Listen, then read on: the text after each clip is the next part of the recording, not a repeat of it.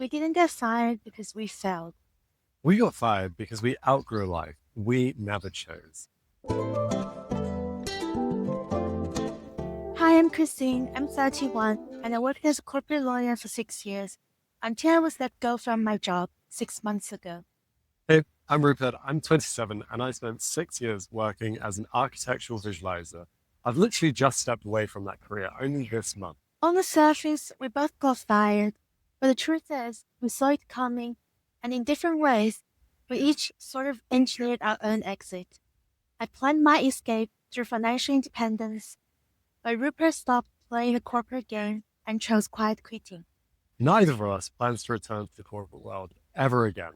Now we're redesigning life on our own terms, one that makes sense to us and also feels right to live. On our channel, Sense and Sensitivity, we document our journey as full-time creators and slow-traveling digital nomads, told through the lens of an inspirational, multicultural couple. Subscribe to stay tuned for new videos every week. Today, we talk about how we each discovered that getting fired wasn't the end of our careers, it was the beginning of our lives.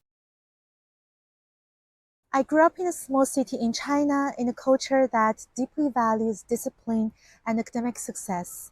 From a young age, my life basically revolved around preparing for one exam after another. These standardized tests taught me that there is always one right answer to a question. I was trained to please by conforming to a clear standard, to compete by climbing higher in the rank, to strive for better without really asking why. That mindset shaped so many of my early life decisions, choosing paths based on external validation rather than internal happiness. I got into one of China's top universities, juggling internships, the LSAT, law school applications, and eventually I got an offer at one of the best US law schools at the age of 22. My personal statement talked about how passionate I was about the law, but honestly, I chose it because it was the safest way to build a stable, respectable life. At age 25, I graduated and landed an offer at a big law firm in Hong Kong, earning a six-figure salary. Coming from a small city, I felt incredibly lucky to be where I was. In a single month, I was earning what my parents took years to save. But within weeks, I knew big law wasn't my place. There was little room to express my creativity and individuality. I had no control over my schedule, no respect for my personal boundaries. I didn't really fit in the elite banker lawyer world, and I found absolutely no meaning in helping the rich get richer. Client demands ruled my whole life. I was expected to be available 24/7, late nights, weekends, holidays, it doesn't matter. Deals always came first. My sleep, health, relationships came second. I worked 70 to 80-hour weeks for years. I was literally miserable. I remember hiking with friends on the weekends and had to carry my laptop so I'd be ready to jump on a Zoom call or send an email mid-trail. My whole life was chained to work by emails and texts. I had to ask myself, what's the point of success if I'm too burnt out to enjoy any of it? I was constantly wondering how much longer I could keep going. Some nights I fantasized about rage quitting, but by the next morning, the thought of walking away from a paycheck felt impossible. I felt completely stuck. Then everything changed when one day I stumbled across a blog post about the FIRE movement. The concept made immediate sense to me. Financial independence, retire early. Until that moment, it had never occurred to me that if I kept my expenses low and saved aggressively, I could let my money work for me instead of working for someone else. For the first time, I saw a concrete path out. I began quietly planning my escape. 60% of my paycheck went straight into index funds. I lived like a frugal student again. But FIRE wasn't just about money. It was about reshaping how I think about work and life. I started to question things I had never questioned before. Why do we measure our worth by how useful we are to a company? Why do we feel guilty for resting? Why do we tie our identity to a job title someone else gave us? I learned that full-time employment as we know it is a relatively recent invention. For the first time, I could imagine a life that didn't revolve around working. So I started to reorient my life around myself. I gave myself time to explore what actually made me happy, what brought real satisfaction. I went to therapy, exercised, reconnected with friends, became an avid reader in psychology and sociology. I learned to sing and to drum. I was truly getting to know myself for the first time in life and learning how to take care of myself. Slowly, work stopped being the center of my life. I began building a new foundation of self worth, one not tied to my paycheck or my title as a lawyer. The first time I said no to a weekend work email, my hands genuinely shook. It was literally a breakthrough moment for a lifelong people pleaser. But that no felt like reclaiming a piece of myself. Slowly, I started feeling out of place at work. Everyone else was striving, hustling, going the extra mile. I was just doing the minimum that was required and choosing to spend my energy into other areas of life. Ironically, in a culture that glorifies overachievement, doing what was enough felt almost radical. By late 2024, international law firms were laying people off left and right in China. People were anxious about layoffs, but I felt calm. I had savings, I had a life that I was so excited to retire into. So in November, I walked into the office of my law firm partner and gave my notice. It wasn't anything dramatic or emotional, just a lot of calm and clarity. After years of anxiety and exhaustion, I was ready to let go of a career that no longer defined me. My boss didn't ask questions. I guess it wasn't that difficult a decision to let go of an employee that wasn't so productive. He just nodded and joked, I wish I could do the same. Then he asked if I'd volunteer for a layoff as they were under pressure to downsize. I said yes. I was happily fired from my job and left with a generous severance. It felt like finally taking off a heavy coat I'd been wearing for years that didn't really suit me. It's been 6 months since I quit. I don't miss corporate life at all. Now I have the space to breathe, live slower, wake up without an alarm, and stop checking my email every single hour. I finally had the time to follow my curiosities, read what I wanted, learn for the joy of learning. I could give my relationships the time and attention that was previously claimed by work. I orchestrated my layoff from a job I thought I'd wanted.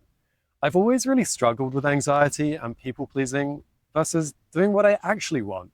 It's a never ending tug of war. I grew up in New Zealand and England.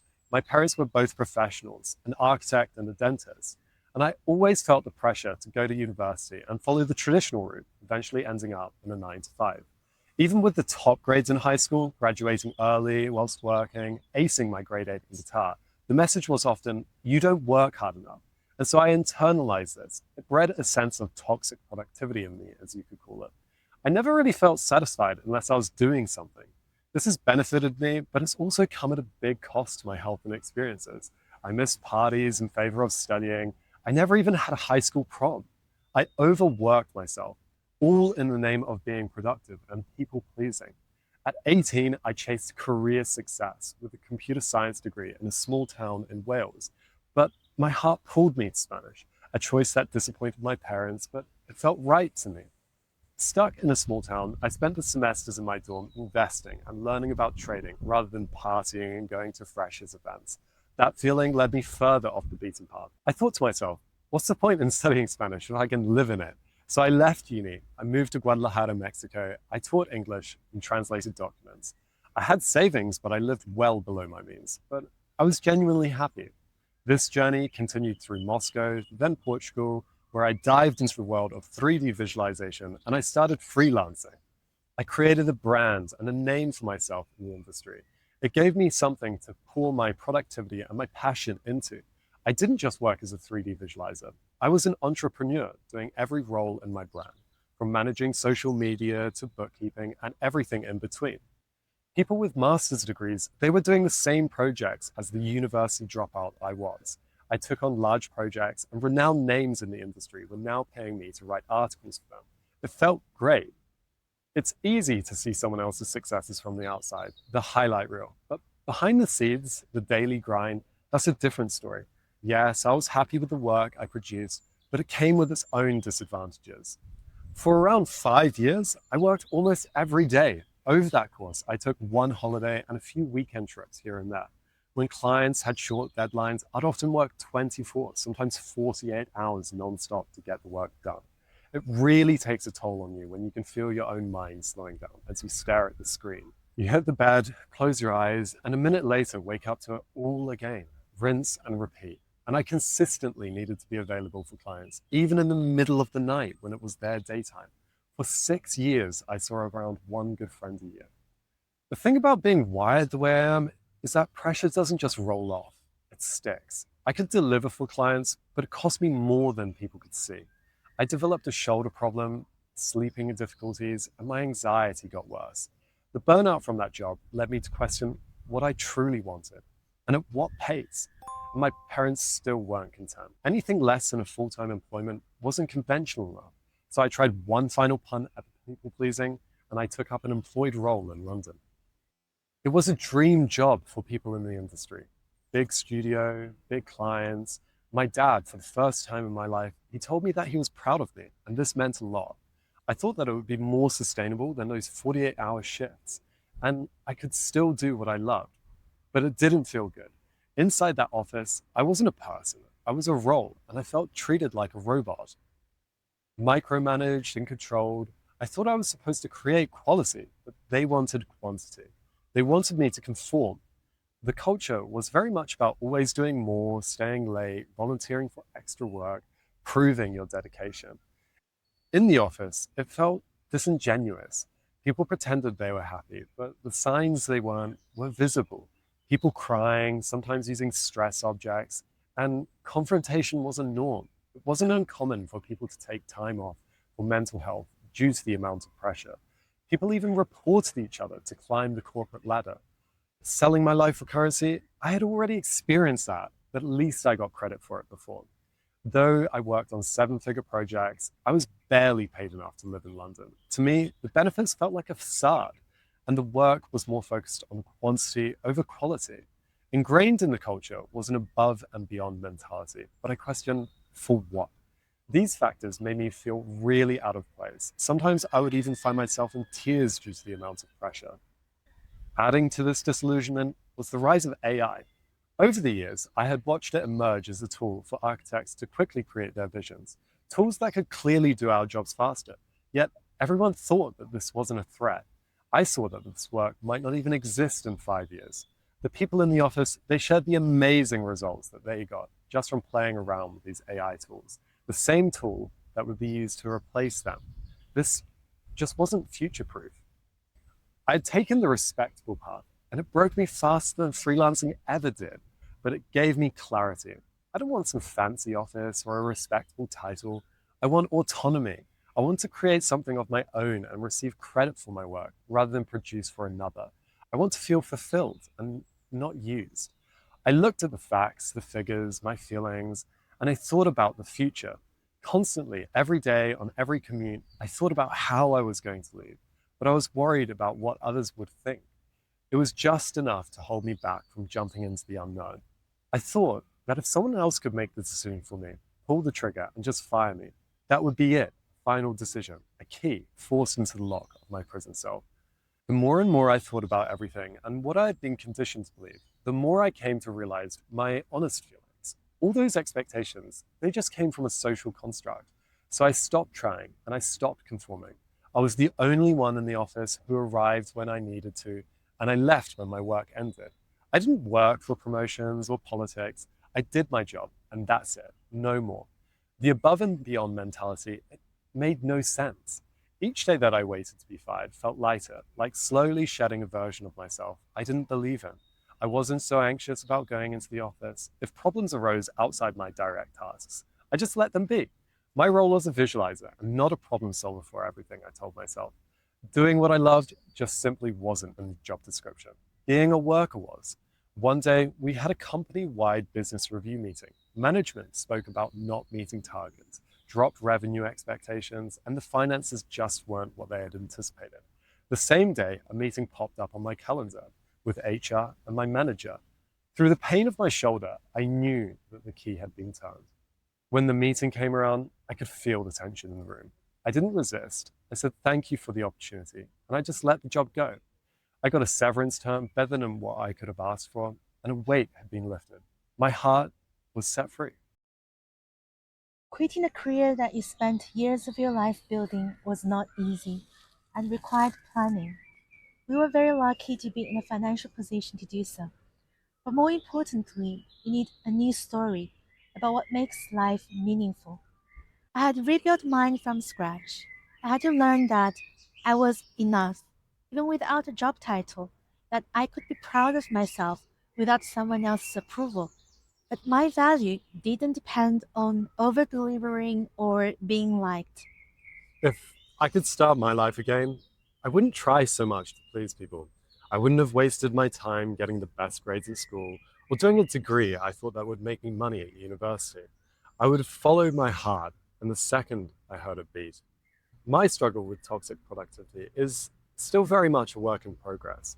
Even now, I sometimes feel guilty for resting or not doing enough, but I'm slowly unlearning those old rules. Rest isn't laziness, and my value isn't measured in output.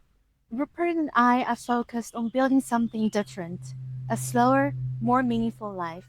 We still care about doing meaningful work, but we want that work to reflect who we are, not just what looks good on paper. That's why we are starting Sense and Sensitivity, something we actually want to do, fueled by desire, not pressure. Feel free to subscribe if you're questioning what success really means, if your job has ever made you feel like you're disappearing into a role you didn't choose, or if you've ever wondered what your life might look like on the other side of burnout. We're figuring that out too, and we'll be grateful if you'll join us on our journey. There are infinite ways to build a meaningful life, and walking away from something that doesn't fit, it's not failure, it's freedom. Let us know in the comments if any of this resonated with you. We've both been fired from our jobs.